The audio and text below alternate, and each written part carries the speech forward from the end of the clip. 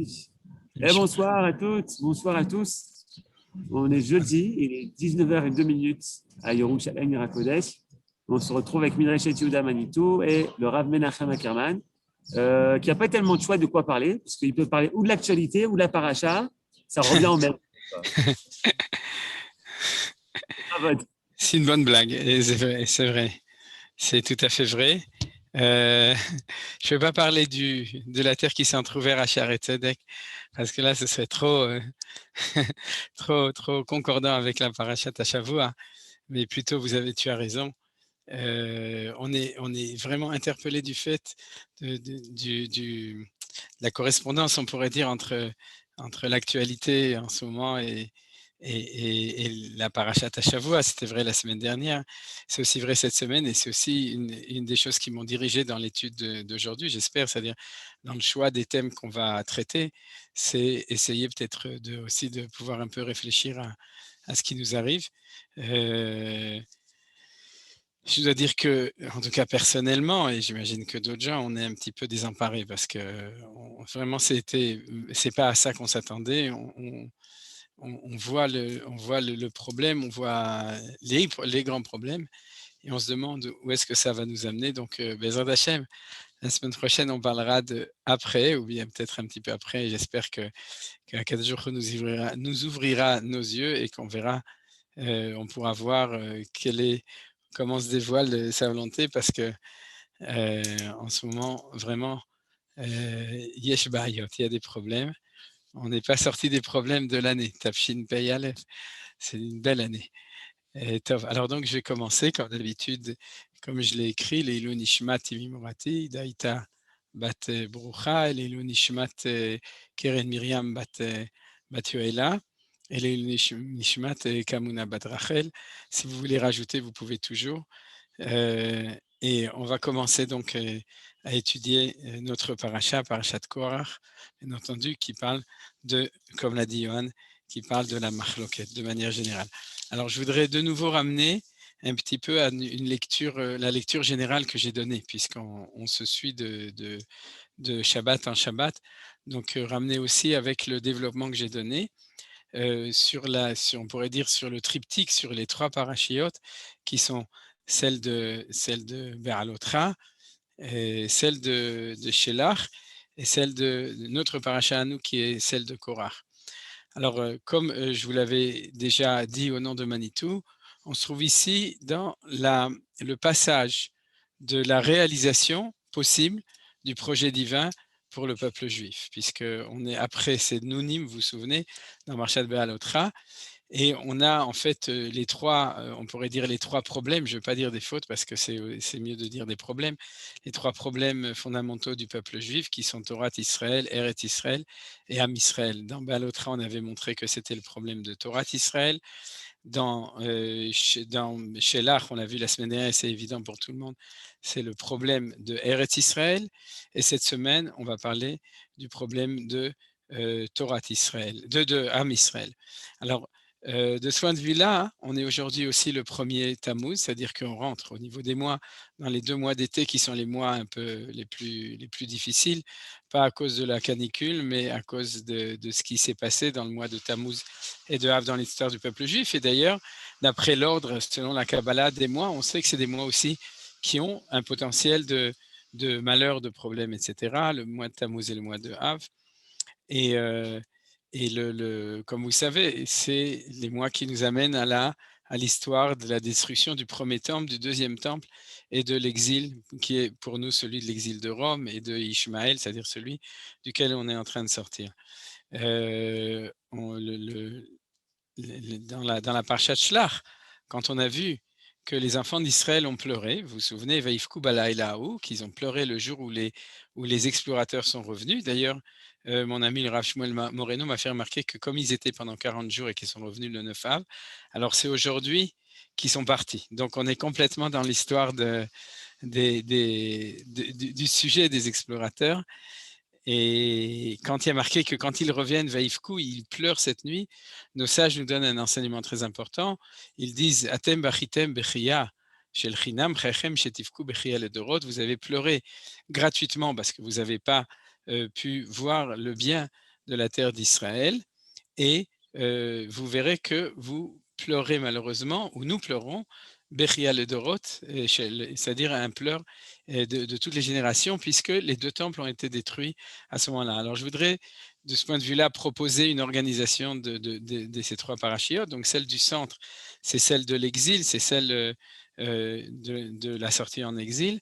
Celle d'avant, c'est celle du problème de la relation vis-à-vis de la Torah, et ça correspond au Galut Beit Rishon, à l'exil du premier temple, puisqu'on est sorti en exil parce qu'on ne respectait pas la Torah, Gilou Yarayot, Damim et Avodazara, c'est-à-dire les fautes les plus graves étaient faites à l'époque du premier temple. Et donc on a Béalotra avant, au Sanchlar qui nous donne toute cette organisation de ces deux périodes de temple et ensuite des deux exils.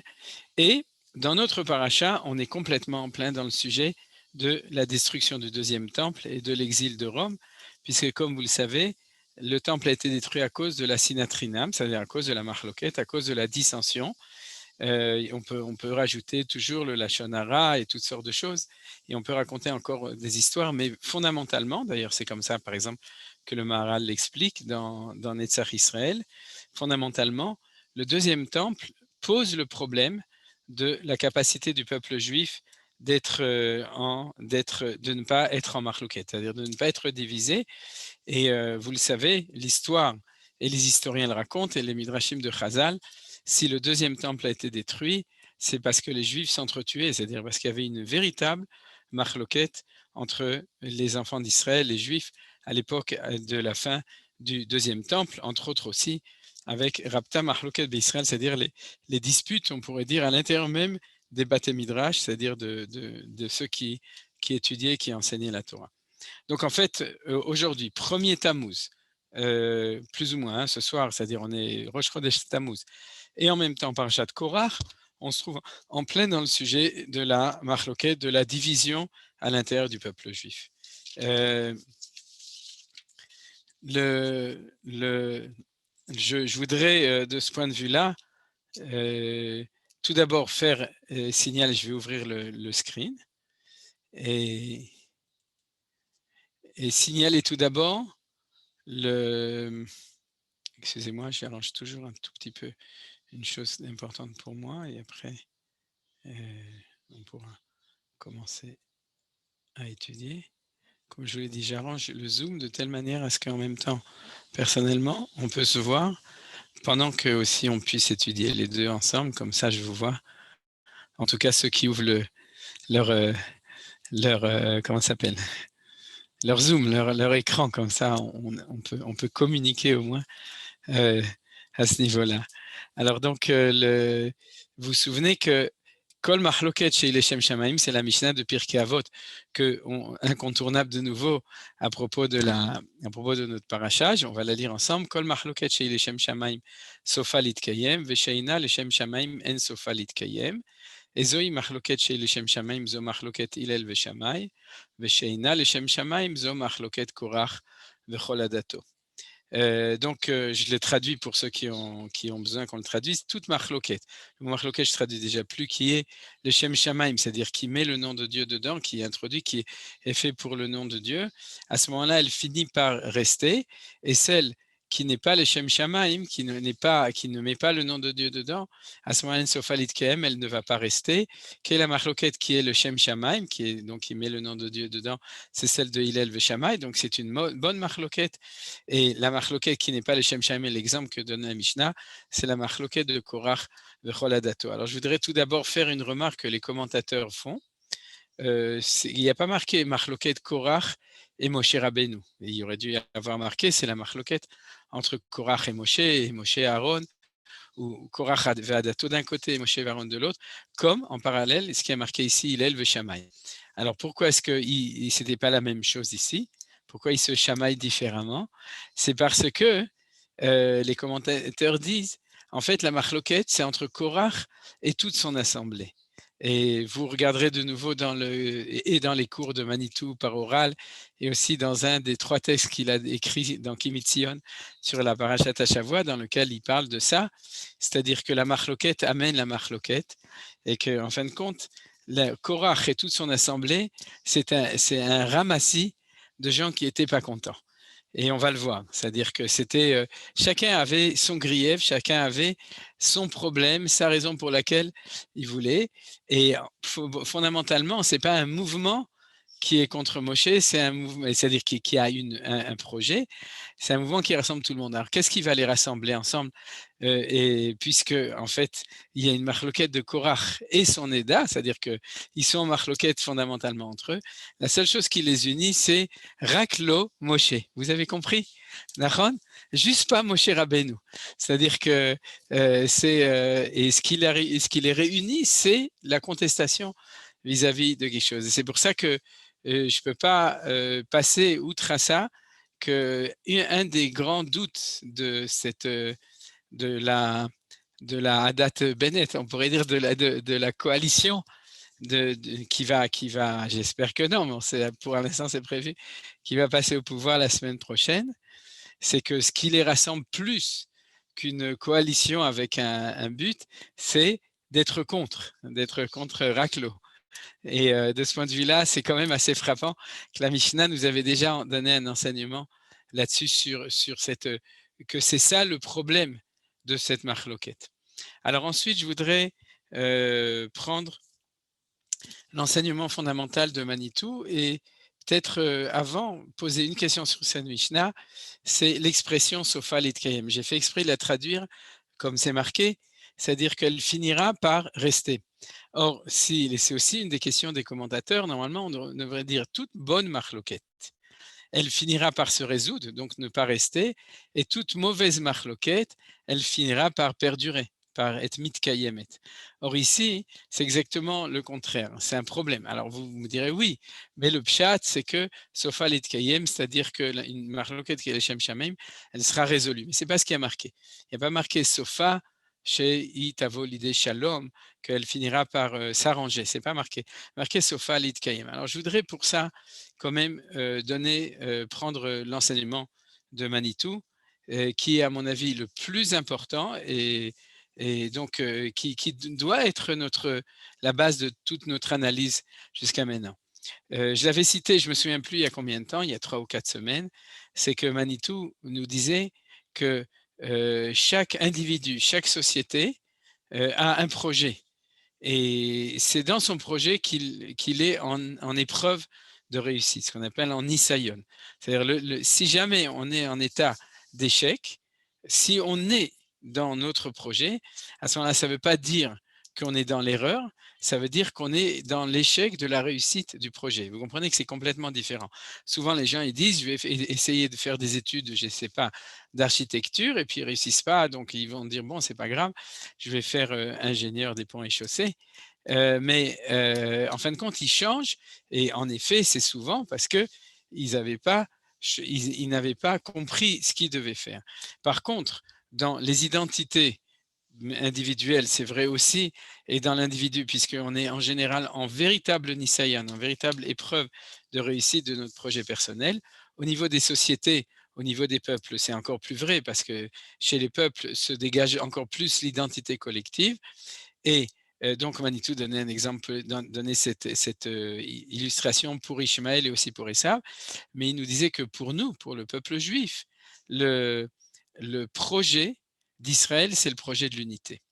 Et donc, c'est parce que le projet d'Israël, c'est le projet de la réussite de l'unité, et je vais rajouter un mot, de l'unité des valeurs, c'est pour ça que la plus grande nisayon, la plus grande épreuve du peuple juif, c'est la marloquette. C'est-à-dire, c'est ça qui va le plus revenir, c'est ça qui va le plus montrer, on pourrait dire, là, le point faible du peuple juif, là où, comme on a dit, le bas blesse, c'est-à-dire.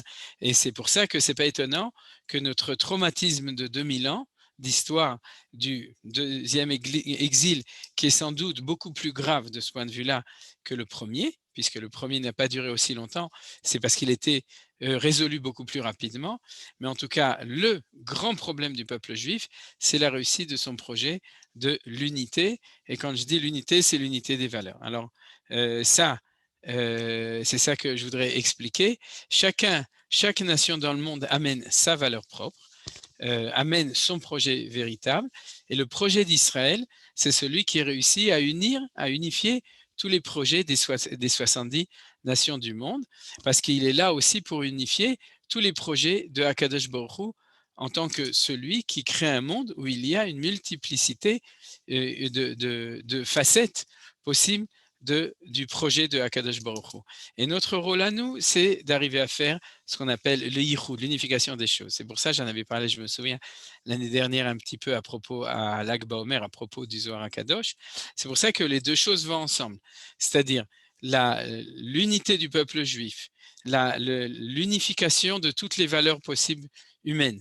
Et Manitou en parle souvent à propos du Kibbutz Galouyot, du retour de tous les Juifs en Eretz Israël. Donc cette unité possible de toutes les facettes humaines, en même temps les différentes facettes du peuple juif et les différentes facettes, je pourrais dire même de la présence de Dieu ou de la révélation de Kadosh Baruch Hu dans le monde, font un.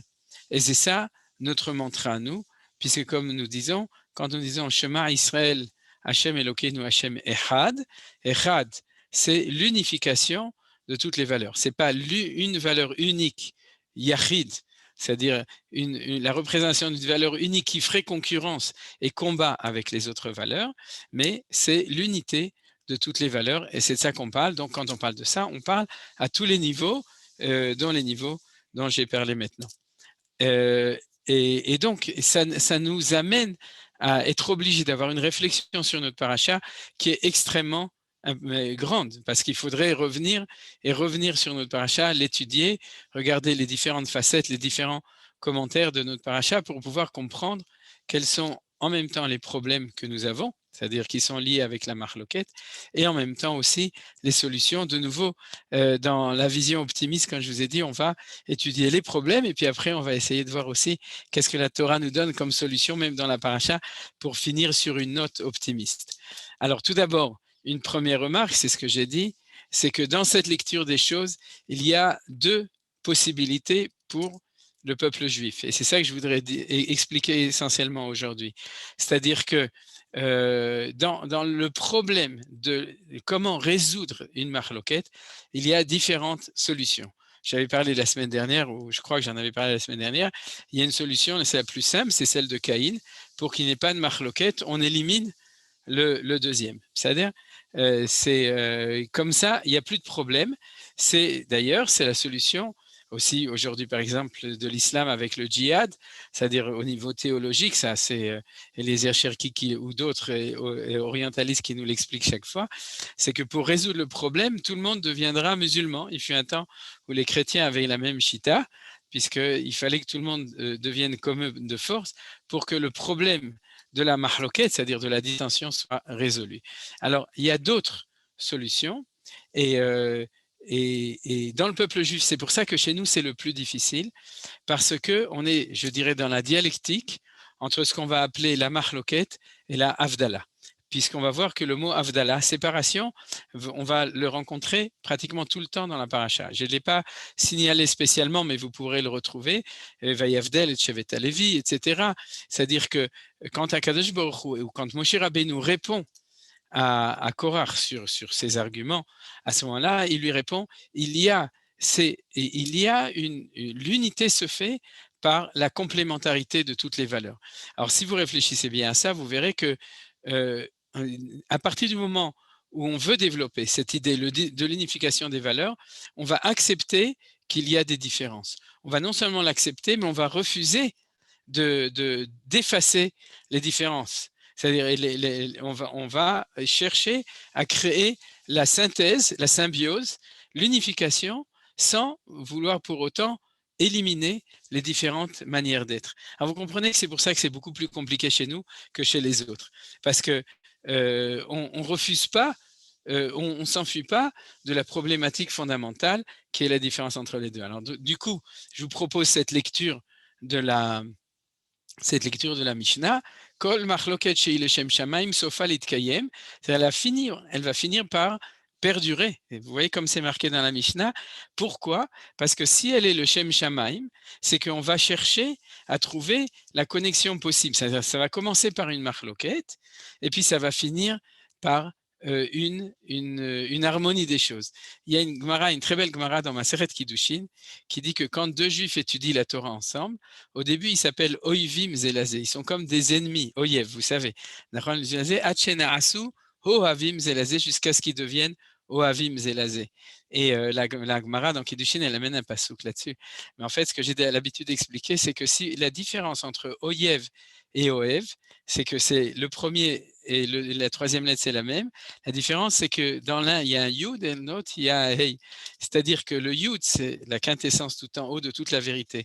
Si tu crois que toi, tu as toute la vérité et que lui a toute la vérité, alors on est Oyev l'un avec l'autre, c'est la marloquette. Et puis si on se rend compte que la vérité du Yud de Akadosh Baruch Hu, elle se divise en deux, parce que toi, tu as une partie de la vérité et lui a la partie de la vérité et que les deux ensemble vont faire la réunion du Yud, alors vous coupez le Yud qui vaut 10 en deux, ça fait 5 et 5, ça fait Oev, puisque le mot Oev, c'est avec un Hey au milieu.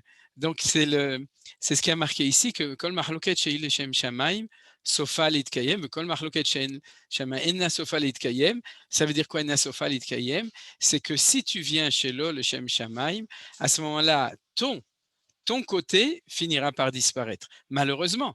Parce que jusqu'à ce que vienne quelqu'un d'autre qui représentera peut-être ce que tu amènes de bon, mais d'une manière qui peut être intégrée. Et c'est ce qu'on va dans la paracha, puisque dans notre paracha, on est dans la catastrophe, puisque Korach et Adato ont été, ils ont été, comment on appelle ça en bon français? J'ai oublié. Engloutis. Ah voilà, ils ont été engloutis dans la terre et que les 250 personnes qui ont amené de la Ktoret, Maktira Ktoret, ont été brûlées Hachem dans un feu. Donc on a ici, on a la terre, on a le feu, etc. Mais et puis ensuite il y a eu une Magefa. On va parler de la Magefa avec énormément de Juifs qui sont morts, de Bnei Israël qui sont morts dans cette Magefa. Donc en fin de compte, on voit justement En Sofalit Kayem, c'est-à-dire qu'il y a quelque chose qui est vraiment, qui est, je dirais, qui est tragique dans cette chose-là. Regardez aussi ce qu'on peut dire, c'est que Vaikar Korach, Rashi dit Veit Paleg. Korach, il a fait une miflaga, c'est-à-dire il a fait une mahloket, Peleg. Et Manitou, dans son cours, justement, il nous dit que le mot Peleg, ça nous rappelle quelqu'un. Ça nous rappelle qui? Peleg. Dans le livre de Bereshit, vous vous souvenez, le fils de Ever. Le fils de Ever, et qu'il a appelé Peleg. Pourquoi? Il est marqué Ki beyamav niflega haaretz. Parce que de son temps, le monde a commencé à faire des machlokot et des miflagot et des partis politiques différents. Et il y en avait 70, vous vous souvenez, il y a les 70 nations.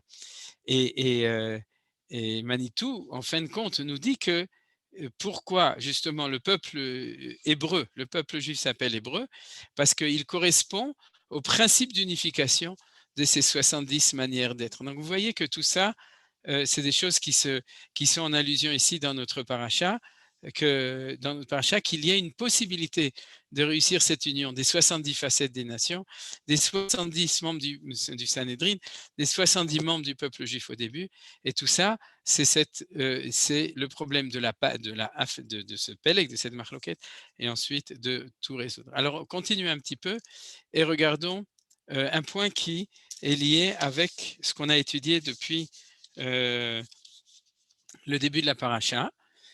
C'est quoi? Alors, lisons en vitesse le premier Rashi. Et Datan va bien. Étant donné que la tribu de Rouven campait au sud, je lis vite parce que c'est long ce Rashi. Tout comme Kehat et ses enfants, ils sont allés à Korach dans sa querelle. Malheur au méchant, malheur à son voisin.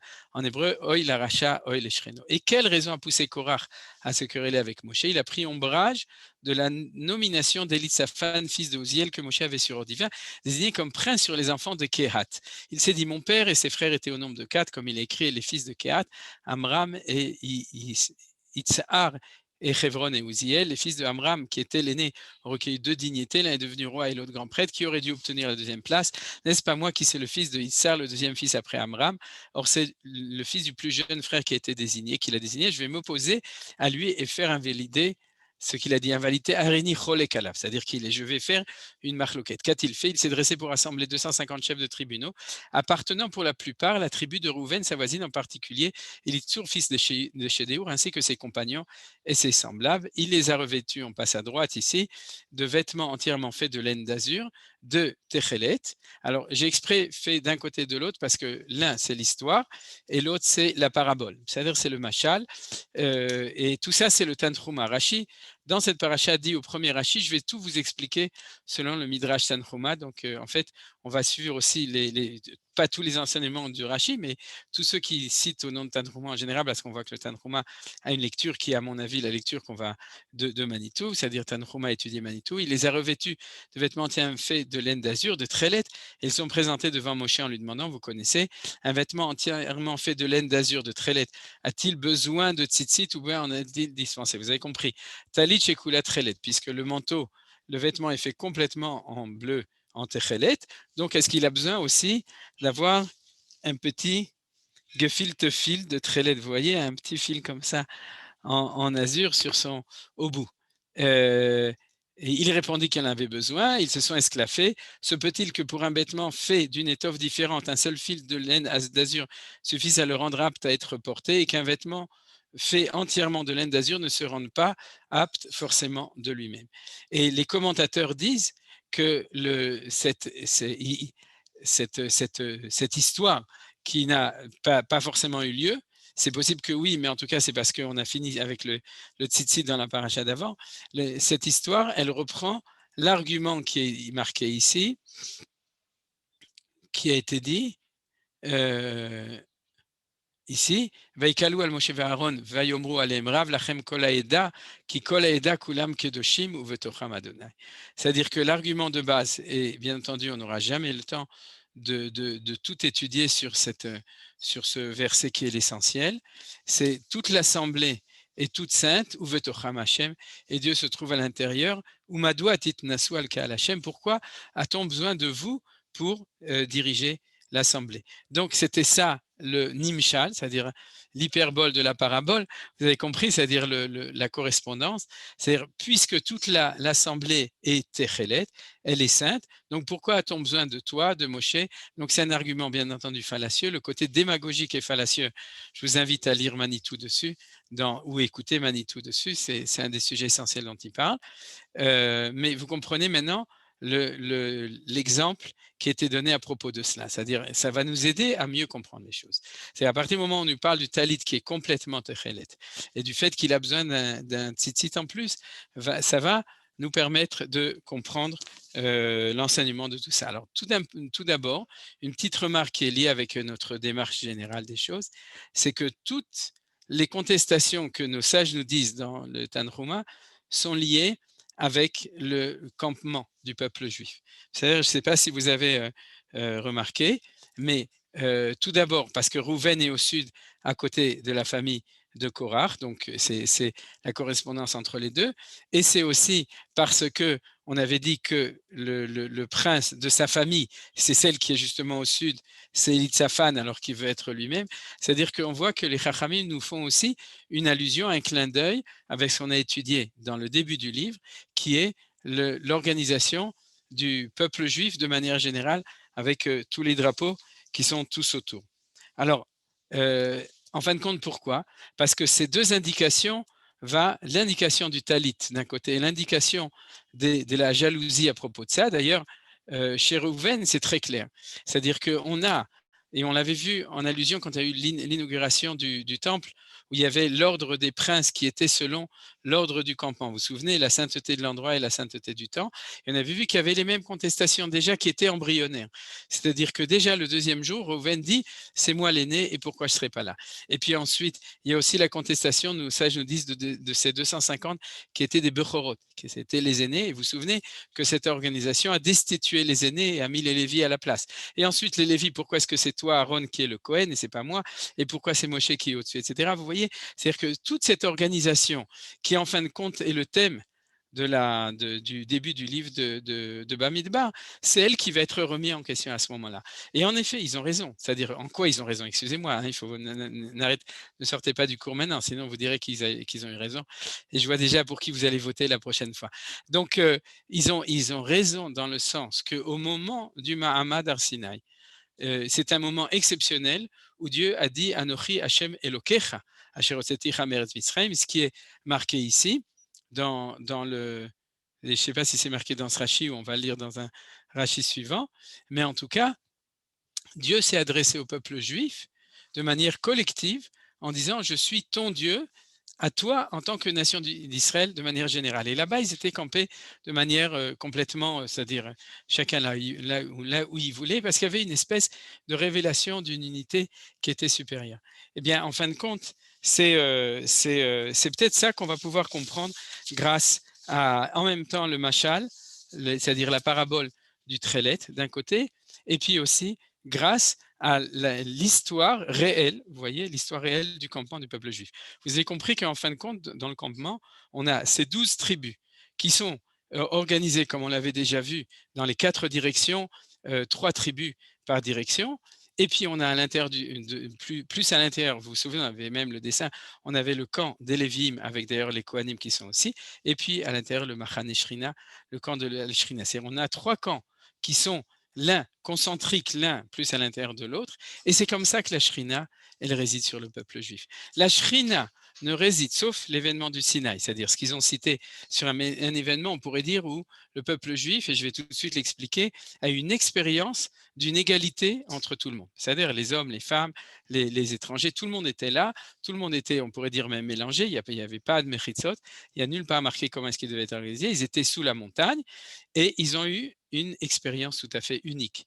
Mais une fois que cette expérience est arrivée, on doit organiser les choses. Et quand on organise les choses, à ce moment-là, il faut les organiser de telle manière. Et c'est comme ça qu'il y a la shrina. Alors, je vais expliquer l'idée plus profonde qui se trouve à l'intérieur de ça. Et l'idée, c'est que on a en fin de compte une espèce de pyramide. C'est-à-dire, depuis l'unité absolue de Akadosh Baruch Hu, qui est Echad en tant qu'un absolu jusqu'ici, quand les choses descendent dans le monde, alors il y a de plus en plus de Havdalah, c'est-à-dire de séparation entre les différentes valeurs. Plus on monte en haut, plus les mechitzot, c'est-à-dire les cloisons qui font la différence entre les différents individus, les différentes idées, les différentes valeurs de divinité, elles s'estompent, et plus on descend en bas pour que le monde puisse exister tel qu'il est, il faut qu'il y ait définition. C'est-à-dire qu'il faut qu'il y ait une identité critique de chaque élément de manière précise, et c'est par la différenciation que se fait l'harmonisation, c'est-à-dire que se fait l'unité des choses, parce qu'il faut que chacun soit à sa place. On avait vu d'ailleurs que Ish al-Diglo, Ish al-Yado le Diglehem, sauf etevot shalom. C'est-à-dire c'est par le fait que chacun se trouve dans son comment, à son endroit, qu'il y a la possibilité d'arriver à l'harmonie, le shalom et en même temps la machloket. C'est-à-dire l'endroit du shalom et l'endroit de la machloket, c'est au même endroit, c'est est-ce qu'on est en harmonie ou est-ce qu'on est au contraire en division des différentes valeurs. Alors, de ce point de vue-là, quel est l'enseignement du Talit chez Kulot Chelet, où il rigolait, il disait, si on est tous dans la Kedusha, Betocham Hashem, alors pourquoi as-tu besoin d'un tzitzit Techelet? Vous vous souvenez que le Techelet nous rappelle la mer, c'est pour ceux de Netanya. Ensuite, la mer nous rappelle, il y en a qui vont dire la grand-mère, non, le ciel, et le ciel nous rappelle le Kisei HaKavod. C'est-à-dire que quand on voit le fil conducteur du Trélet, on est orienté vers l'unité supérieure de toutes les valeurs qui se trouvent en haut. Mais quand on est en bas, on est dans la pluralité. C'est-à-dire il y a ces éléments-là qui nous permettent de monter en haut. Et c'est ça que répond Moshe Rabbeinu, Aaron à Cohen, en tant que personne unique qui dirige le peuple, nous permettent aussi, sont des intermédiaires qui permettent à l'unité divine de descendre et de se subdiviser après, mais on a besoin d'eux aussi qui soient là. Alors vous voyez que ça correspond à l'organisation du Machané, du camp, puisqu'il y a les 12 tribus, les 12 matot qui sont divisées comme ça, plus à l'intérieur on va voir un camp qui est plus concentré, qui est celui des Lévim et des Kohanim, et puis ensuite on est dans le Machaneh Shrina qui est tout en haut, et c'est comme ça que ça doit être organisé, et c'est aussi du coup, c'est pour ça que on doit avoir le comment ça s'appelle? On doit avoir bon, j'ai oublié ce que je voulais dire. Ah oui, on doit avoir le tzitzit sur un talit chez Kula Techelet. C'est-à-dire, et d'ailleurs, j'ai aussi pensé le fait qu'on aurait pu avoir cette même idée sur autre chose qu'un talit, c'est-à-dire on pourrait mettre un tzitzit aussi accroché au mur, comme la mezouza, etc. Ou, etc. Ce qui est tout à fait exceptionnel dans un talit, dans un habit, c'est le tissage, c'est-à-dire l'interconnexion entre les fils à retordre qui sont dans une direction et qui sont dans l'autre, le shtiv ha'erev, c'est-à-dire cette notion-là qui nous montre qu'il peut y avoir une cohésion, une interconnexion entre tout, mais il faut que j'ai le petit ptil, le petit fil qui se trouve comme ça de trélet, qui nous indique la direction du principe unificateur. Comment ça s'appelle? Les 250 nos Rachamim nous disent que qu'est-ce que c'était cette pensée idiote de penser qu'il peut y avoir 250 personnes qui peuvent amener de l'actoret. Vous vous souvenez, Hamishim ou Matayim, c'est 250. Et Rashi amène, je vous le cite par oral, ne vous imaginez pas que vous êtes comme les autres religions dans lesquelles il peut y avoir plein de personnes qui amènent les choses. Et chez nous, il y en a un seul qui amène l'actoret. C'est-à-dire, il y en a un seul. On va parler un petit peu de l'actoret aussi tout à l'heure, puisque quelqu'un avait demandé qu'on parle à propos du cours du cours de Tfila de l'actoret. Alors, je vais faire une petite allusion, puisque ça revient tout le temps dans la paracha, plus qu'une allusion, on va un petit peu en parler. Mais en tout cas, ça veut dire quoi? Chez nous aussi, on a plein de Kohanim, plein de Rabbanim, plein de synagogues, etc. Même si on a un seul Beth Amikdash, il y a quand même beaucoup de Kohanim, de Lévim, etc. à l'intérieur du Beth Amikdash. L'idée, c'est que ici en bas, on a plein de Kohanim, mais il y a une hiérarchie, il y a un seul Kohen Gadol. Il y a un seul Dieu et il y a une descente qui permet de réaliser les choses. Mais en haut, plus on monte, plus on est dans des principes d'unité. Par contre, dans l'idolâtrie, dans la Avodah Zara de manière générale, si j'ai 250 Kohanim en bas, j'ai 250 divinités en haut. Vous comprenez ce que je veux dire? C'est comme dans un temple hindou. C'est-à-dire qu'on a la multiplicité d'en bas représente la multiplicité d'en haut.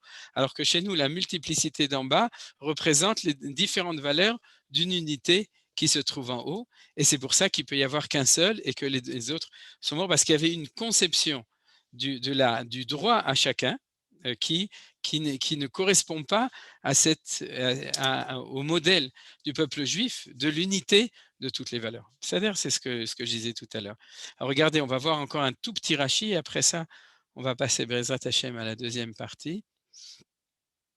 Voilà, ça c'est le Rashi dont on a parlé, que tout le monde a entendu, c'était ça qu'ils ont dit, Vekikola Eda Kulam Kedoshim. Ah, je voulais l'expliquer, alors on va laisser ouvert ici. Tous des saints, Kola Eda Kulam Kedoshim, ils ont tous entendu au Sinaï les paroles prononcées par le Tout-Puissant. Vous n'êtes pas seul à y avoir entendu, je suis Hachem ton Elohim. Mais le mot ton est important ici, il est de bon ton, puisque ce qu'on a dit c'était Elokecha, c'est-à-dire que chacun, ou bien chacun l'a entendu personnellement, ou bien chacun a entendu que tout le monde a pu l'entendre de manière égale. Ce que je voulais dire, c'est que, si vous voulez, le don de la Torah au moment du Sinaï, ce qu'ils ont entendu, c'était la parole de Akadosh Baruch Hu à un niveau supérieur. C'est-à-dire dans le niveau, on peut dire au niveau de la Kabbalah, j'en ai déjà parlé souvent, Bina, c'est-à-dire du monde qui est tout en haut, où il n'y a plus ces différentes séparations. Donc c'est pour ça que quand Dieu a parlé, a dit Anochi Hashem Elokecha, il a dit ça de cette manière effective. Il a dit je suis ton Dieu de manière globale et je suis ton Dieu de manière pour chacun de manière égale, parce qu'il nous parlait un langage différent de celui de la réalité du Mishkan, de notre réalité aujourd'hui, etc. Où ici, il faut cette séparation. Par contre, à ce moment-là, et c'est là que j'avais dit qu'ils avaient un tout petit peu raison, c'est-à-dire à ce niveau-là, c'est vrai, mais ce niveau-là, c'est le niveau de Moshe Rabbeinu, de Moshe Emet, Vetorato Emet, comme il est dit après. Et le dernier élément qui était important, c'est que Vaidaber el Korach vel kol adato les morts boker veyoda Adonai et asher lo vet akadosh vekrivela vet asher ifrarbo et akrivela. Bon, vous avez vu, on n'a pas beaucoup avancé, on est au 5e pasuk. Et selon le Midrash Agada d'Irachi, le mot demain demain c'est ce qui a marqué Boker, signifie que Moshe leur a dit, le Saint béni soit-il, a fixé des limites dans son monde. C'est exactement le thème dont on parle maintenant. Ce n'est que si vous êtes capable de transformer le matin en soir que vous pourrez abroger le statut de Aaron, car il est écrit, il fut soir, il fut le matin, il sépara. Et Aaron fut séparé pour qu'il puisse sanctifier. Vous voyez que le thème en hébreu, c'est, dans la Shona Kodesh, c'est Avdallah, qui est repris avec Vayavdel Elohim ben Aor, le ben Achosher, etc. Et aussi, Vayavdel et Aaron, il a été séparé.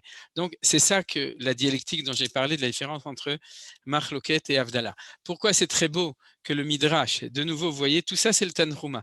C'est-à-dire qu'il y a une ligne directrice qui, à mon avis, c'est cette ligne-là qui se trouve dans le Midrash Tanhuma, c'est cette dialectique ou cette différence entre la Marloket et la Avdallah, entre l'harmonie des valeurs ou au contraire entre la séparation.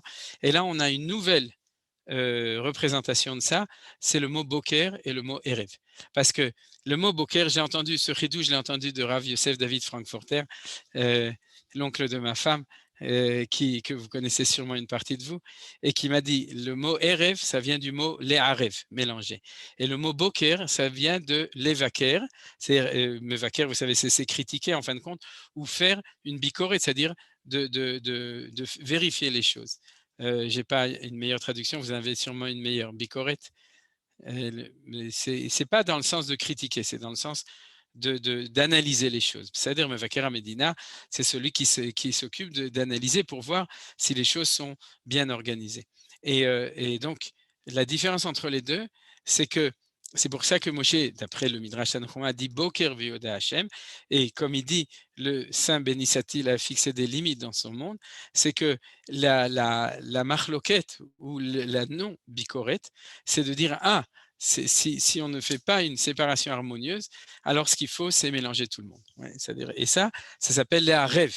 C'est tout mélanger. Non, on ne mélange pas tout, parce que si on mélange tout, ça fait du n'importe quoi, ou ça fait justement des marlocotes. On donne à chacun sa définition et sa place, et à ce moment-là, les choses, ils peuvent être mis au bon endroit. Alors, avant de passer à la fin de la paracha, qui va nous permettre de voir comment on s'appelle ça, la solution du problème.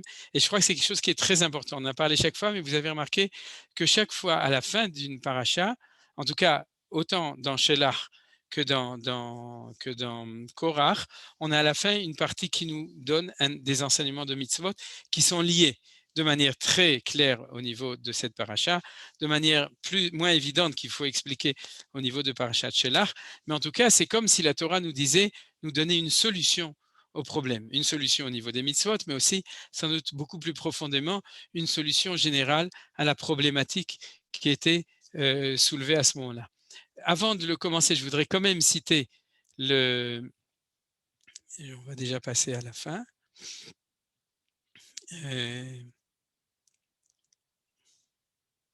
Alors tout ça, c'est l'histoire de comment ils étaient engloutis. Et ensuite, on va passer au chapitre suivant, verset 6.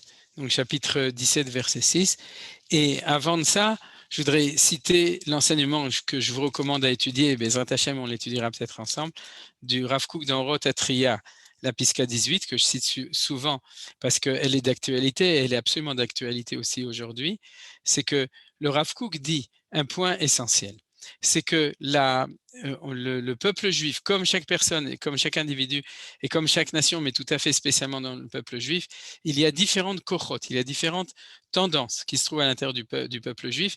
Et lui, il parle de trois, qui est le Kodesh, le Leumi et le Enoshi, c'est-à-dire le côté humain, humaniste, on pourrait dire, le côté national, la nation, et le Kodesh et le côté religion. On peut traduire comme ça de manière générale. Et quand le Rav Kook parle de ça, aujourd'hui, on sait de quoi il parlait. Il parlait de la Knesset, dans laquelle il y a les partis qui s'occupent plus de religion, il y a les partis qui s'occupent plus de nation, et des partis qui s'occupent plus d'humanisme. Et vous avez reconnu la droite, la gauche et les religieux, avec toutes les nuances et toutes les possibles imaginables qui font la complication des choses. Et le Rav Kook, de manière absolue, dit que un organe, c'est-à-dire un être vivant, doit avoir de manière harmonieuse, doit avoir toutes ces parties qui qui sont liés ensemble. La marloquette, c'est la division dans le sens où, en fin de compte, c'est l'amour. J'insiste dessus parce qu'on va le voir tout de suite. C'est-à-dire que dans la marloquette, c'est la pensée que ce qui peut permettre de réussir le projet, c'est que chacun soit de son côté. Et en effet, ça voue à l'échec parce que c'est couper l'être, puisque le peuple juif, c'est un être vivant, de même que la présence de Dieu dans le monde, c'est une réalité vivante, ce qu'on appelle la shrina, et si on la coupe de manière partielle, alors c'est comme quand on coupe un corps, on le tue. Et donc, la réussite des choses, c'est justement l'intégration de tout. Donc, le Rav Kook nous dit, fais attention, ne rentre pas dans la pensée que si on prend une seule des valeurs, à ce moment-là, on aura réussi. S'il n'y a que la religion, tout ira bien.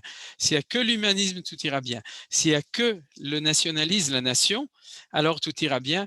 Il nous dit c'est une erreur, il faut arriver à l'IA. Vous comprenez que on est en plein dans le vif du sujet d'aujourd'hui et dans ce moment. C'est pour ça qu'on est un petit peu désemparé, je dirais, que dans l'analyse des choses. Parce qu'on sent bien que tout le monde est juif et que je dois dire que la gauche, dans le principe, amène aussi quelque chose dans les valeurs du peuple juif. Non, tu n'es pas d'accord. Mais il amène du côté humaniste, s'il l'amène comme il faut. C'est-à-dire, il doit amener, c'est son rôle. Il n'amène pas forcément. Bien, il y a ceux qui s'occupent de la Houma, de la Léoumiout, et puis il y a ceux qui essayent d'intégrer toutes les choses, essentiellement, justement, ceux dont la tendance c'est l'unité de toutes les valeurs, les élèves de Rav Kook et de Manitou, qui essayent à penser au moins à tout ensemble. Et c'est là que se créent les complications. Maintenant, ce que je voudrais quand même insister au niveau politique dans une phrase, c'est qu'à mon sens, ce qui se passe aujourd'hui et ce qui est grave, c'est que dans ces trois forces, la force du Kodesh en tant que parti politique, c'est-à-dire que réalité d'une miflaga, c'est-à-dire une manière d'être ici, elle est remise en question, on pourrait dire, elle est en danger. Et puis le deuxième point qui est peut-être plus important, c'est ce qu'on a appris aujourd'hui, c'est que le Rav Kook dit que pour que ça puisse réussir, il y a ce qu'on appelle le Kodesh Elyon, c'est-à-dire le principe qui n'est pas de la religion, qui est le principe de la divinité de Akadosh Baruch Hu et pas d'un autre, de ce que vous voulez, c'est-à-dire la véritable valeur intérieure, et c'est ce qu'on a parlé, c'est ce fil de Trélet, c'est Moshe Rabbeinu, c'est le Machane Shrina qui se trouve à l'intérieur de tous les camps, qui est ce principe d'unification qui est au-delà de tout et qui est la véritable religion juive, si vous voulez, c'est la véritable croyance dans l'identité de notre Dieu à nous, et c'est ce qu'il appelle le Kodesh Elyon, qui lui n'est pas dans un parti, c'est celui qui est le principe unificateur. Et c'est ça, je dois dire que justement, se rire sur ce petit trélet, sur ce fil de trélet, c'est là aussi où il faudrait peut-être un petit peu, ou beaucoup, il faut s'inquiéter, ou en tout cas, sinon non pas s'inquiéter, le dire, le répéter. C'est-à-dire que l'État d'Israël, le peuple juif est porteur c'est du Kodesh Elyon. Il est porteur de cette valeur unificatrice, mais qui est au-dessus, qui quand elle descend, elle rentre dans les différentes manières d'être qui doivent être en harmonie. Alors, on va, pour terminer, on va voir deux choses. La première, c'est la Ktoret et ensuite les bâtons. Alors, vous vous souvenez, Vailanu kol adat ben Israël mechorat al Moshe Aaron lemor, atem amitem etam Adonai. C'est-à-dire que après l'histoire de Korach et de Saada, il y a eu Saïda, c'est-à-dire de tout cela. Et il y a encore, je ne parle pas de Saada, celui qui s'occupe du consistoire à Paris, je crois, non. Mais il y a eu encore un autre problème, c'est que le peuple juif lui-même était en crise. Il a dit, c'est à cause de vous que ça ne marche pas, etc. Et à ce moment-là, il y a quelque chose de grave qui arrive, c'est que c'est-à-dire qu'Akadosh Baruch Hu décide de faire une magéfa, une catastrophe à l'intérieur du peuple juif. Et à ce moment-là, Vayomer Moshe l'Aaron kach et amarta, veten alea esh me'al hamizbeach vesim ketoret, veolech me'era el ha'eda vechaper alehem ki yatsa ketzef milifnei Adonai echel hanegev. Donc, il lui dit prends la Ktoret. Vous voyez? Donc, il y a un problème et il lui dit tu prends la Ktoret. Et regardez, Vechaper Alehem fait bon bref, Kapara, sur eux. L'ange de la mort lui avait confié ce secret lorsqu'il était monté au ciel. L'encens arrête la plaie c'est la Magéfa, comme enseigné dans le traité de Shabbat. Donc on a ici la Ktoret en face de la Magéfa. Et qui est-ce qui enseigne ça? C'est le Malach HaMavet lui-même. Alors donc, qu'est-ce que fait אהרון, ויקח אהרון כאשר דיבר משה, וירוץ אל תוך הקהל, והנה החל הנגב בעם, וייתן את הקטורת ויכפר על העם, voyez qu'Appara s'est arrêté la magéfa, ויעמוד בין המתים ובין החיים, ותעצר המגפה. Il s'est mis entre les vivants et les morts, et la magéfa s'est arrêtée. Alors qu'est-ce qui s'est passé? Regardez ce Rashi, de nouveau, vous voyez, on est toujours dans le Tanhuma, c'est-à-dire chaque fois, c'est le Tanhuma. Il se tait entre les morts et les vivants, il emploie. Je lui dis, laisse-moi exécuter ma mission. Vous savez qui c'était, cet ange-là? C'est lui qui lui avait enseigné la Ktoret, c'est-à-dire c'est le Malach HaMavet, c'est lui qui fait les magéphot. Et Aaron lui rétorqua, Moshe m'a ordonné de te retenir. Donc vous comprenez, il est là avec la Ktoret, il lui dit, non, tu passes pas, stop, c'est moi qui décide ici. Alors l'ange lui répliqua, je suis l'envoyé de Hachem, et toi, tu n'es que celui de Moshe. Vous avez compris, c'est pour ça qu'il voulait même la Moshe aussi. Aaron fit remarquer, Moshe ne dit jamais rien de lui-même, mais il s'exprime toujours sur l'ordre du Tout-Puissant. Et si tu ne me crois pas, le Saint béni soit-il, et Moshe se trouve à l'entrée du tabernacle, viens avec moi et demande-leur, c'est ce que veulent dire les mots, Aaron retourna vers Moshe. Où c'est marqué? C'est dans le Passouk. ויעמוד בין המתים, וישוב אהרון אל משה, אל פתח אוהל מועד, והמגפה נעצרה. Alors, qu'est-ce que veut nous dire tout d'abord au niveau du pshat? C'est que la discussion entre le Malach HaMavet et la discussion avec Moshe Rabbeinu, c'est une discussion entre deux vertus de Akadosh Baruch Hu, puisque le Malach HaMavet ne fait rien si Hachem ne lui donne pas, ne lui dit pas de le faire, et il s'était avéré que Moshe Rabbeinu, et non seulement les deux sont l'émanation de la volonté de Dieu, mais c'est que dans cette marloquette entre le Malach HaMavet et Moshe, Akadosh Baruch Hu, il a donné raison à qui? Vous voyez, c'est marqué, puisque la Magéfa s'est arrêtée, il a donné raison à Moshe Rabbeinu. C'est-à-dire, et en plus, pourquoi est-ce que le Malach HaMavet lui-même a enseigné l'enseignement de la Ktoret à Moshe, donc il a enseigné à Aaron? C'est que c'est exactement la même chose. C'est-à-dire, je reviens à ce que j'ai dit il y a 2 minutes avec le Rav Kook. Couper un corps qui est vivant, c'est-à-dire faire de la marloquette, c'est le tuer. C'est-à-dire, au contraire, créer, mais c'est pas grave, on peut dire, voilà, regarde, j'ai démonté l'appareil, ici tu as les roues, ici tu as les fils électriques, c'est extraordinaire, on peut faire une exposition. Mais l'objet est mort, l'être est mort, il n'y a plus de vie. Le Malach HaMavet, c'est le spécialiste de la marloquette. C'est pour ça que quand on dit de Magéfa, c'est vrai qu'on nous a appris et que pour toutes les magéphotes, la Ktoret, c'est bien. Et c'est pour ça qu'il y a chez les kabbalistes, quand il y a une magéfa, on fait tikkun aktoret, pitum aktoret, etc. Mais je dirais qu'au niveau du pshat, ha magéfa, c'est-à-dire la plaie qui appelle, disons, qui fait amener le Malach HaMavet pour faire cette magéfa d'un côté, et qui peut être arrêté par la Ketoret, c'est la magéfa de la marloquette. Vous comprenez? De la discussion. Et c'est pour ça que c'est l'ange de la mort qui connaît, parce qu'il sait très bien que c'est ou Avdallah ou marloquette, ou Palganou, c'est-à-dire ou tu es là, mais de toute façon, donc, il lui donne. Alors, comment est-ce que c'est relié avec la Ketoret?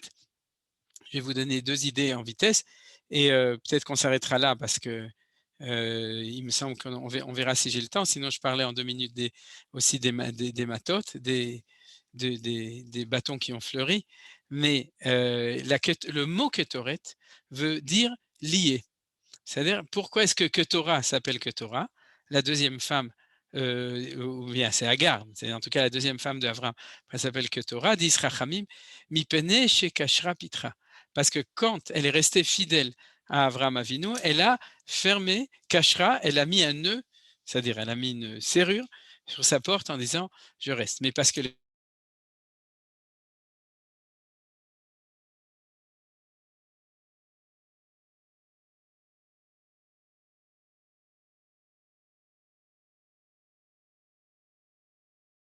pour ça que c'est la Ktoret qui arrête la mort de la marloquette, qui met à mort la valeur, le peuple juif, etc., ces choses-là, et c'est cette force-là. Donc la force de la Ktoret, c'est de réussir. Je vais vous donner 2 éléments importants dessus, en vitesse. Le premier, vous savez combien il y a d'encens dans la Ktoret? Nous, combien il y en a? Il y en a 11. 10 plus 1. C'est-à-dire, d'abord, je pense tout de suite que ça fait 10 plus 1. C'est-à-dire, il y a le 1 qui devient 10. Et puis, nos Chachamim nous disent que c'est l'ensemble du peuple juif. Parce que de là, on apprend, il y a la helbana, celle qui sent mauvais, pour nous apprendre qu'on doit mettre dans nos prières et dans nos jeûnes, même les juifs qui sentent mauvais, c'est-à-dire les pochés Israël, ce qu'on appelle, ceux qui ont l'œil poché. Et donc, eux aussi, Bli Enara, eux aussi, on doit les intégrer dans la Kehila. C'est ce qu'on appelle le Tzibour, Tzadikim, Benonim, ou Rechaim, ou bien en Israël, les Tzabarim, Tzadik, Benoni, Racha. Ils sont tous ensemble.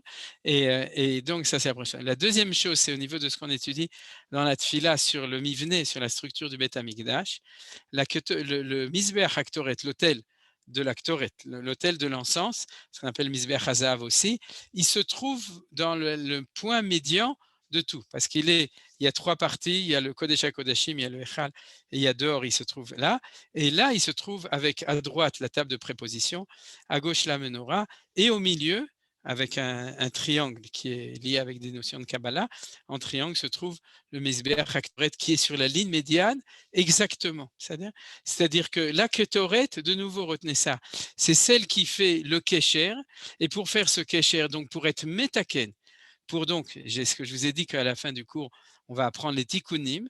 Alors, il faut savoir qu'il y a un tikkun possible. Et ce tikkun possible, c'est réaliser l'harmonie de tout ensemble. Et c'est ça, le koach qui permet d'arrêter la magefa et le malach hamavet dans cet endroit-là. Alors voilà, j'ai dit l'essentiel dessus. Et on va passer au dernier. Vaidaber Adonai El Moshe. J'ai une question, Rav. Alors, Shira, il me reste 2 minutes et après, vous posez la question. C'est-à-dire parce qu'il est 58. Vaidaber Adonai El Moshe Lemor, Daber El Ben Israël Vekach Miita Mate Levet Av, mais et Kol Nesiem Levet Avotam Shnei Masar Matot, Ish et Shemo Tirtov Al Mateu. On lit en vitesse. Ve'et Shem Aaron Tirtov Al Mate Levi Ki Mate Echad Le Rosh Bet Avotam, V'inartam Boel Moed Lifnei Haedut Asher Yivael Lachem Shama, Vayish Asher Yifrach Bo Mateu Yifrach Vashikoti Me'alai et Telumonot Ben Israël Asher Emalinim Alai. Ça, c'est la conclusion de toute cette catastrophe. Hein. Vous le savez, c'est-à-dire qu'après ça, il y a plus que des bonnes choses. Vaidaber Moshe El Bnei, dans la paracha, je ne parle pas de la semaine prochaine. Vaitnu elav kol nesiye maté le nasi echad, maté le nasi echad, levet avotam, shne masar matot, ou maté Aaron betoch matotam. Rachid dit betoch matotam, au milieu de leur bâton, il l'a placé au milieu afin que l'on ne dise pas que s'il a fleuri, c'est parce qu'il avait mis du côté de la shrina, c'est-à-dire qu'il avait la protection.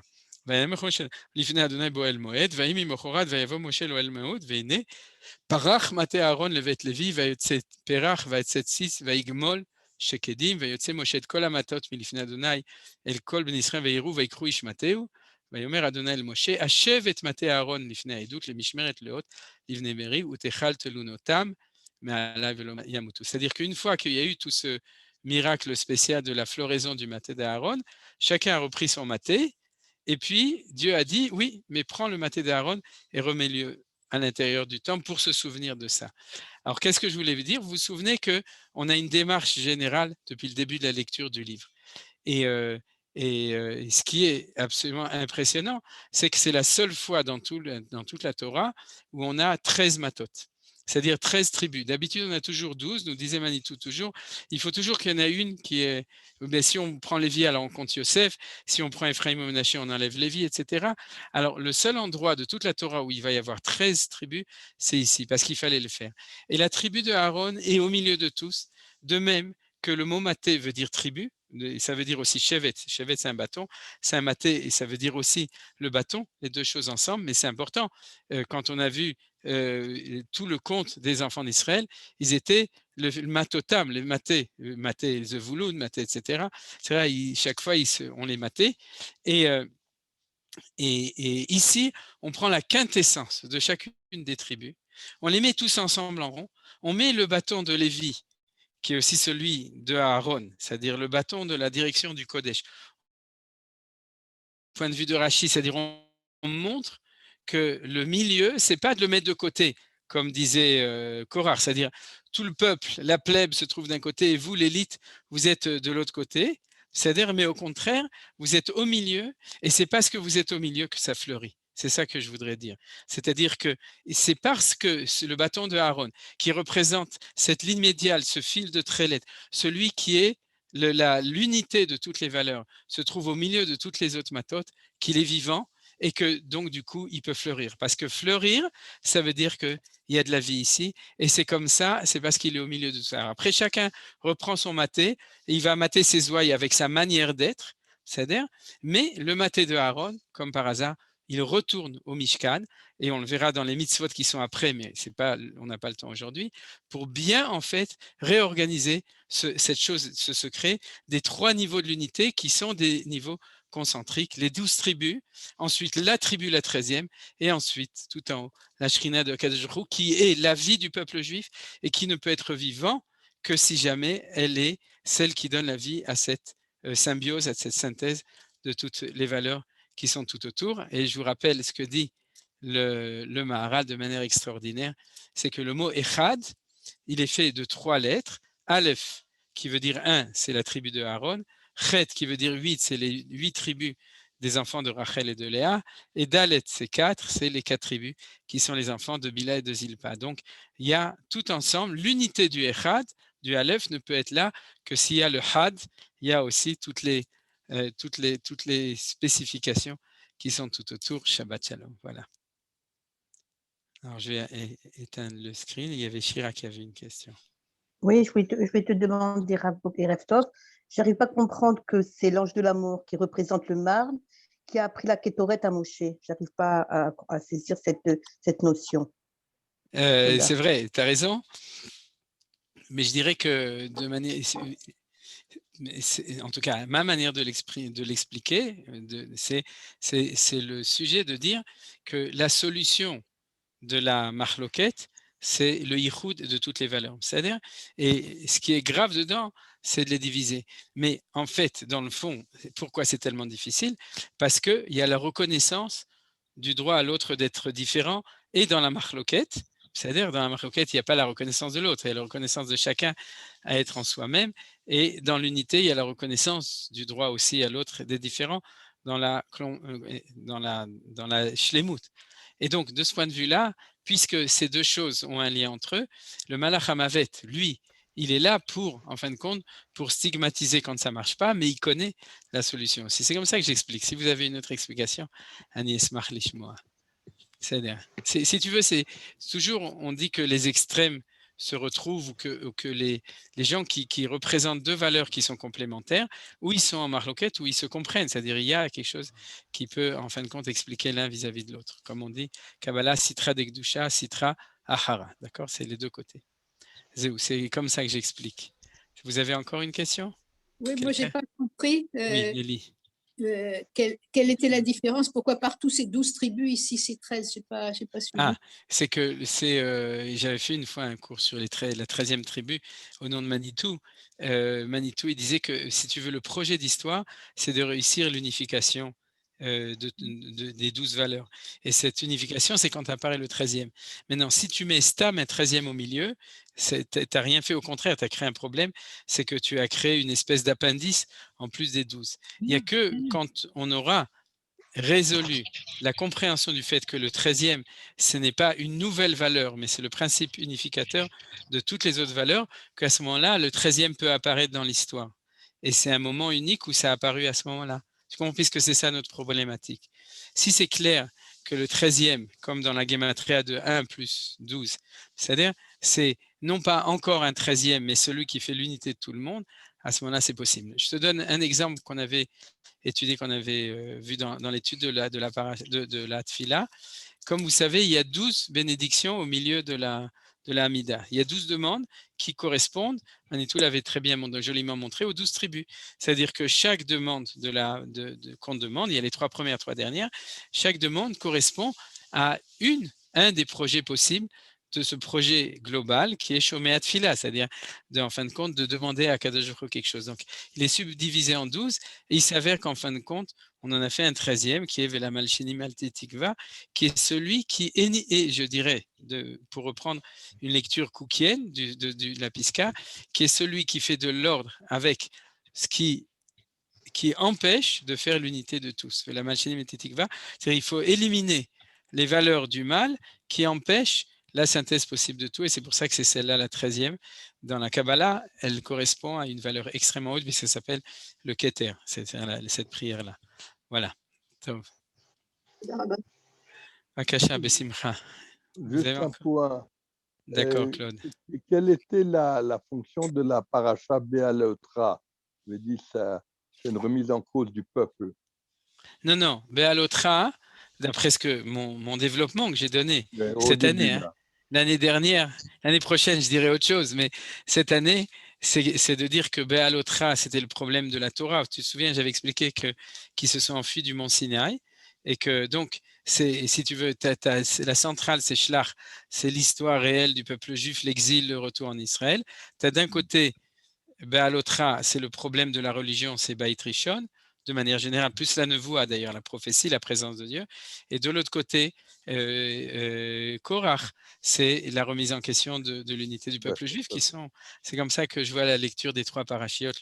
Et puis, comme je vous ai montré aussi, avec toute l'organisation du campement qui est extrêmement fructifiant, vous voyez, pour pouvoir comprendre toutes ces idées.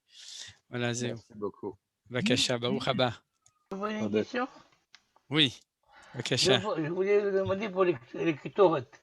Oui. Normalement, ça préserve d'une malédiction. Oui, l'actorette, Oui. c'est tellement extraordinaire. Oui, C'est pour ça que c'est tellement fort. Maintenant, j'espère que vous avez compris combien c'est fort. oui. Puisque l'actorette, c'est ça qui sauve de tout, que ça a énormément d'amplification, c'est comme ça se dit, d'aspects différents. Par exemple, il y a un aspect que de lire l'actorette, ça rend riche. C'est marqué dans la Mishnah déjà, Oui. dans Maseret Yoma. Et c'est pour ça qu'en général, les gens, vous savez, chez Sfaradim, on se fait un petit claf comme ça avec l'actorette et tout, en disant que si on la lit Beidour, à ce moment-là, on va voir le résultat sur le compte en banque. Alors je rigole un petit peu, mais c'est vrai. C'est-à-dire que si nos sages nous ont dit ça, c'est que la force de quelque chose de fort amène plein de choses. Mais ce que j'ai essayé aujourd'hui, c'est de vous donner le point essentiel. C'est-à-dire que, de nouveau, comme on a vu que chaque fois que tu es dans l'unification, tu es dans la vie de la Parnassa, c'est que tu gagnes bien ta vie, dans la vie en général, etc. Donc, mais le point essentiel, c'est cette notion d'être lié avec le principe unificateur spirituel, c'est-à-dire au niveau de la Kadosh. Oui, l'actorette, c'est ce qu'on lit avant à la fin de la prière, Nachon. c'est ça. Nachon, exactement. Alors, je comprends la valeur de la... Moi, j'ai toujours négligé cette prière, alors que je me rends compte qu'elle a une valeur extraordinaire. Voilà. Alors aujourd'hui, c'est où au moins, j'ai gagné quelque chose ce soir. Je vais faire attention samedi. De mieux lire l'actorette. Voilà. Ok. Est-ce que je peux poser une question? Oui, bien sûr, Bessimcha Rabba. Vous n'avez pas parlé de Korach qui est englouti par la terre. Vous pouvez dire quelques mots à ce sujet? Comment vous... J'ai pas repris ce thème, donc je vais te dire uniquement une idée, c'est que il y a dans cette idée du Kolaida Kulam Kedoshim, de nouveau parce que c'est un sujet qui est plus lié avec l'enseignement de Manitou, c'est que il y a deux manières de faire l'unité de tout le monde.